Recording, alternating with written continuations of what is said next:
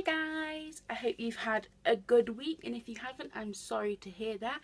This video is going to be a bit of a downer, but sometimes you are going to have downers videos with mental illness, and as I promised that I would always be honest about how my condition progresses and how I'm doing during the week, this video is going to be about how I've had a really tough few days.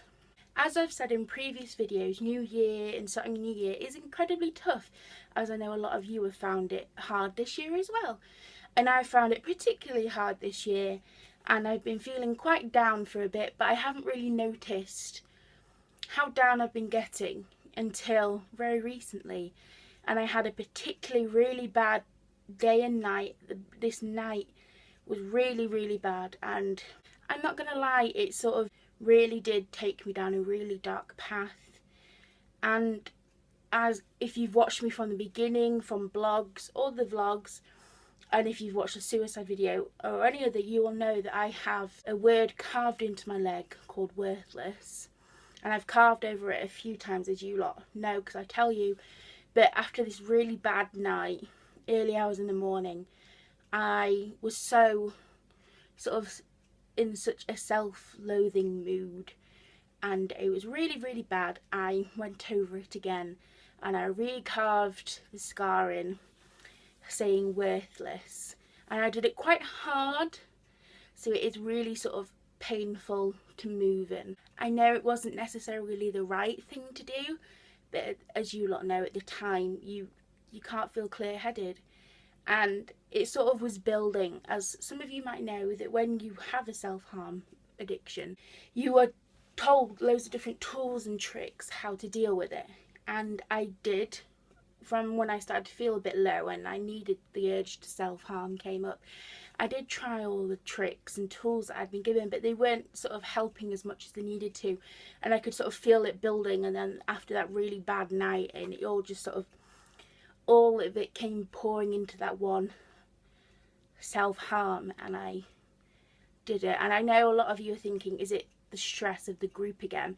And it isn't about anything that I talked about. It isn't anything to do with the group. It's purely that I've just been having a bit of a down few weeks, and I didn't notice until, you know how sometimes you think you're doing well, but in reality you're really going quite bad, and if you don't sort of sit and take a look at how your mood's been, you do something and it surprises you. And that's sort of what happened. I didn't notice how down I'd gotten, and it all came pouring out that night. And I know a lot of you will be thinking, oh god, not again. And I know I was sort of like that a few hours after. I couldn't believe I'd done it, but I'd done it and I couldn't change it. But what I could change was how I acted after it, and I was torn. Did I hide it away and not mention it and just hope it goes away quickly and, you know, sort of bury it, or do I come clean and get the help I needed? And I sort of battled with this for a few hours after I've done it, because it's hard. You don't want people knowing, in a sense, but also you're never going to get better if you just keep burying it down and burying your addiction. And I started this journey knowing that I had to be truthful and that I had to battle through it no matter what came at me. So I told my mum in the morning, and we went off to the doctors, and you know I trust my doctor 100%, and I really like my doctor and I feel confident in telling him things. And you know, I spoke to him about what's been happening and what I did, and you know, we're going to work on a few plans. And so it helped knowing that I told, actually, because one, I don't like lying to my mum, because now she knows most things anyway. I don't like lying to my mum, and my mum's quite a detective, so she would have figured it out anyway.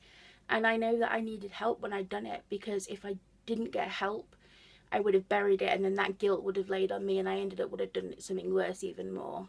So I am getting help. I did go straight to the doctors, but it has been, ever since I did it, a really tough time after that, because not only are you having to deal with all those thoughts and that came tumbling out, you also have to deal with the guilt that you carry because you sort of wrecked your self-harm. Sort of, you come clean from self-harm, don't you? you're battling it, and then when you give in, it's sort of hard. And I know we're told that setbacks is okay, and I've said it before, you will have setbacks, but it does hurt your confidence and just make you feel really bad about yourself that you couldn't carry on your not doing self-harm. So it's been a really, really tough few days actually, trying to come back from it all. Also, I've noticed that I've become very angry, not at people, but more at the world. And I know a lot of you have had this over these past few weeks since New Year.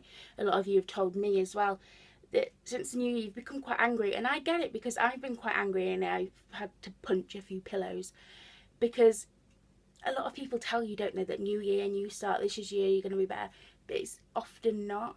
And also you're very angry. I know I was very angry because I had one of those moments that every mental health person goes through and still goes through, because sometimes they come and go, when you're just angry that you got the mental illness and you think it's unfair and you just want to know why, and you're just tired of it all.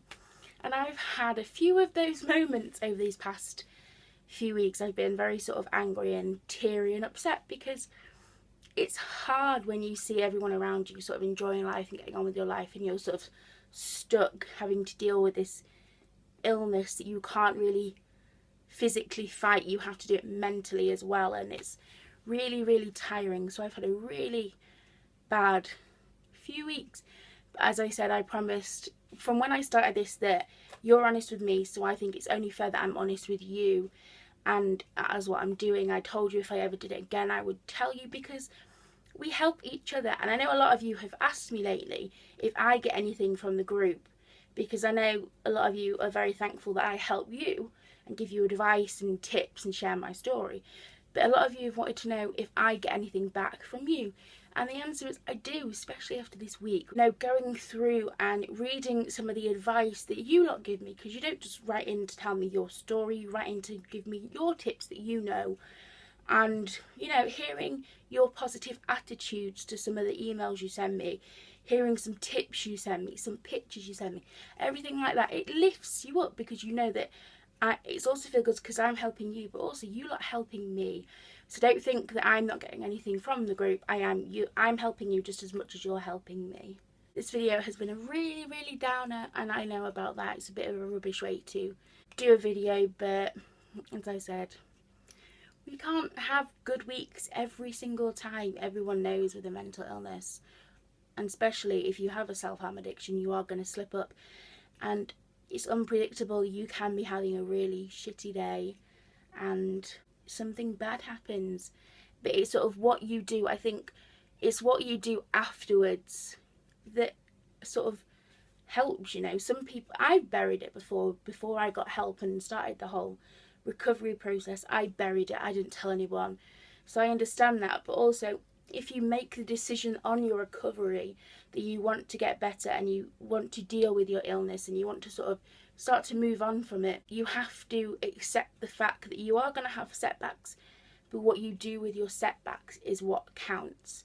Like, I could have buried it and not told anyone and just let it heal on its own, but I know that I would have continued to self-harm and probably get into a deeper depression where anything is possible. And as you lot know, the deepest I've gone before is a suicide attempt, and I did not want to go down that road again. So what I did was I came clean, and I'm getting help. I'm seeing people now, and I think that it's what you do after a setback is sort of what helps you on your recovery. And I know sometimes you just want to bury yourself under your covers and forget the world exists, and I have done that a few times this week. I have literally hid under my duvet and just never wanted to see daylight, because it's hard and it's painful. But sometimes you just have to power through, and that's what I've done this week. And I'm hoping that if any of you have had a tough week, you choose to power on through too. Also, to end the video on a happier note, can I just say thank you, because the group has grown so much lately. I mean, I look at it and every time it's gone up, and it's just absolutely amazing. So thank you very much. I know quite a lot of you are liking the quote pictures that I keep posting on the group page, the inspiring ones or the ones about depression, and so I'm going to keep doing that because a lot of you have asked me to do more, so I'm going to keep doing that. So expect one of them every week as well as a video, and I am going to get back into blog writing, but it's just been a lack of inspiration this week, so look out for that too. So thank you all, and I will see you soon.